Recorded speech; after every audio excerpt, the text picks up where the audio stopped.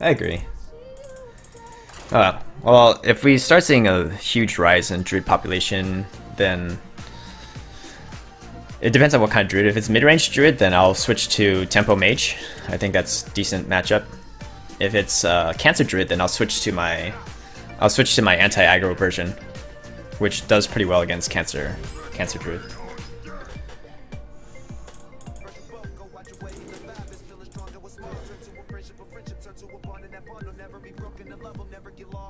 Double combo Resident Sleeper. They have to draw both. Alright, this is not so bad. We got 2, 3, 4, and activated 4. See, Deathwing is useful. Druids are cheat. They are cheat. That's the only way they can win though. If they don't cheat, like, think about a druid that doesn't have wild growth or innervate. It's such a dead class. Have you tried the new Patron deck? I've been making my own Patron deck, kind of based loosely off of what I've seen from Greg's list and also Asmodai.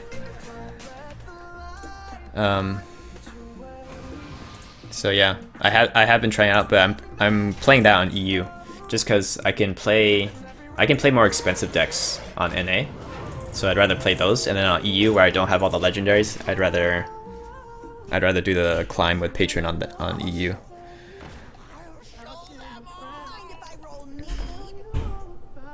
Mid-range druid is so strong.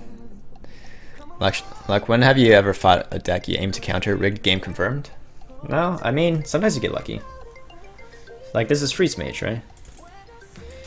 So against Freeze Mage, I'm fine tanking damage before I have armor. Or like, it's kind of similar to when you're playing against Control Warrior.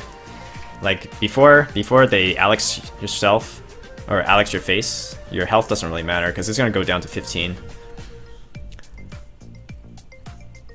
I have to note that this deck is not as favored against Freeze Mage as a traditional warrior is because of lack of armor smiths mainly, and because the armor smith allows you to net, you know, quite a bit more armor, and then we only run bashes instead of shield block, which is good against aggro, but you know, having the 5 armor gain instead of 3 is useful against Freeze Mage.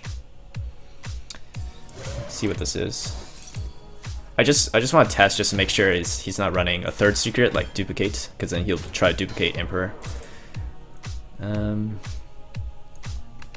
So now it's just about balancing whether or not to. We want to push this as much as possible, but we also want to pressure him. If we don't pressure the mage, then they have a lot of time to card draw. So Shield Maiden, like ideally I want to push this hero power button every turn. But then Shield Maiden's pretty useful for like pressuring. But I think I'm gonna go with this route is pressure with weapons, and then that way it allows me to push this button.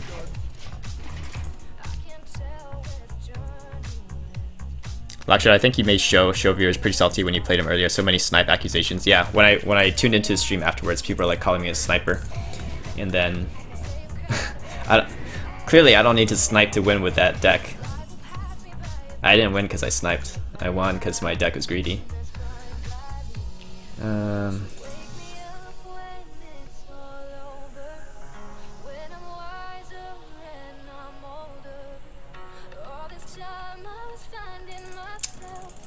I really want to save my armor gain.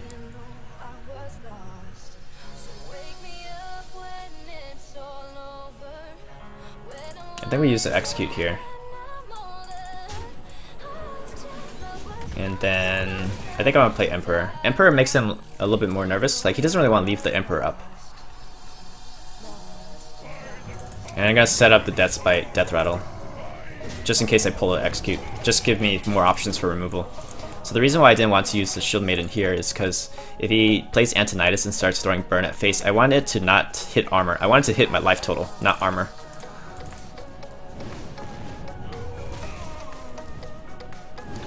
Alright, see? Because anything that he hits beyond armor is wasted damage because of Alex.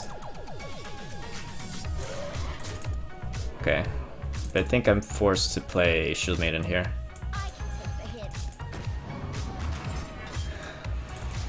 But this is not a good situation because we don't have that much more armor gain. Like, we need Yasukar.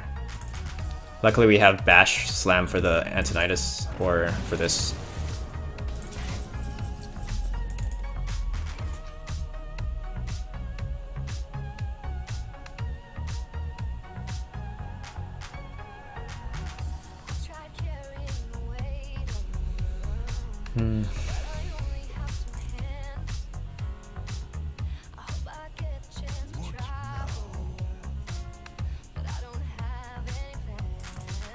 I think we just bash here.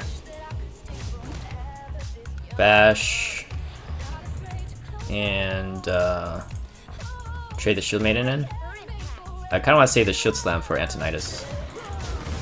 Granted, it's possible that he can eliminate all our armor with Antonidas' turn. Then we have to drop Deathwing. Lock Shadow, but you didn't make the deck to counter Freeze Mage. Only cool people play Freeze Mage, so it's not that often. Yeah, I'm aiming for control matchups, so it's not against Freeze Mage.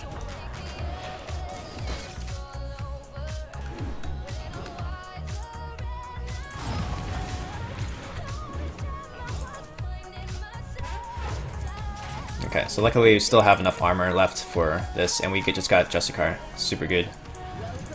This is a good pickup.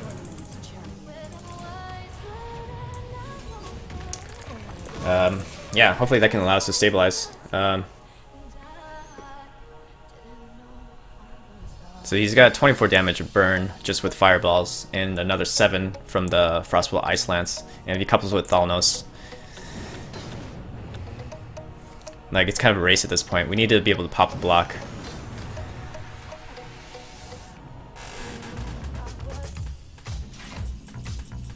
Oh, Alex is really good, so we save Alex for healing.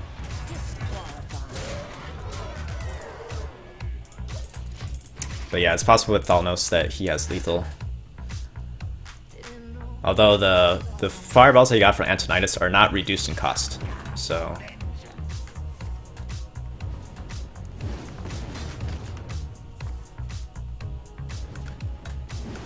Okay, so he's out of fireballs. And we can pop the block.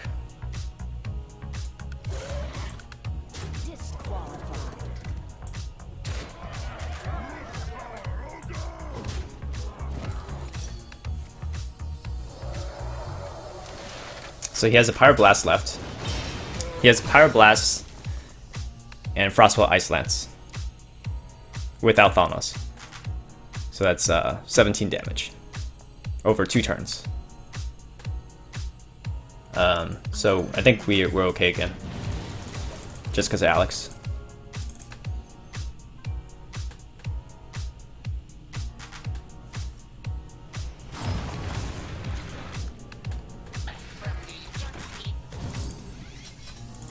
Yeah, he's not gonna be able to outpower our tank up. Corruptor is really good. Chat is on the edge of the seat. Yeah, this is a very close game. Did you get the joke? Freeze Mage cool. Alright. Good joke, Trump. You actually run surprisingly little armor gain in this deck? No, it's only the double armor smiths. Like, I'm missing the double armor smiths. That's mainly it. Otherwise, it's the same amount of armor gain. Alright, 6 cards left.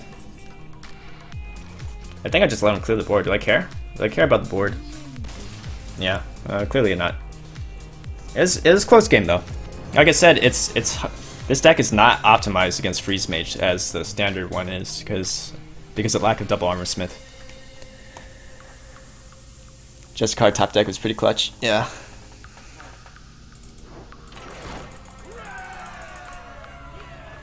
So one thing to note with this deck is that if you play against Freeze Mage, you really want to be careful with Alexstrasza. Like, there's not really too much reason to pressure unless you can pop the block right away with Alexstrasza. Like Alexing his face, you'd rather save it as a separate healing.